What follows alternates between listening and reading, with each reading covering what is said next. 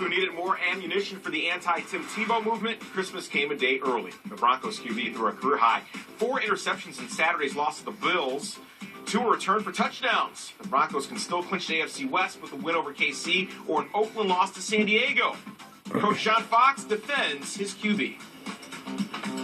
The why is simple is we've got -7 in the last 2 weeks. I don't know that you can pin that all on Tim.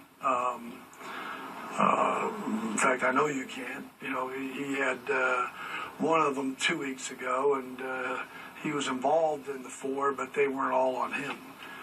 So just as a football team, anytime you're -7 over a 2-game period, it's not good, and it hasn't been.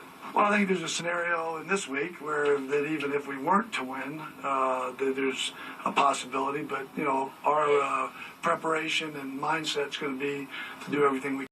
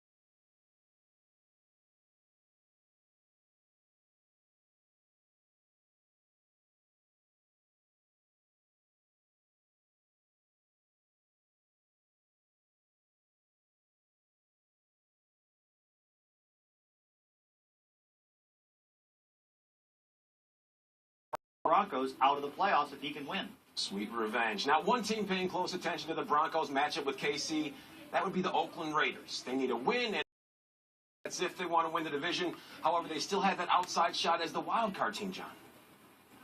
Yeah, they really do, but so much I think is there's a lot of pressure coming up both on Hugh Jackson and Carson Palmer in this game because they mortgaged the future to get Carson in there, and they did with the idea of trying to get into the playoffs, and this is right now it's standing right there before him, and that's why a couple of these losses down the stretch with the interceptions, those things have really come back to haunt.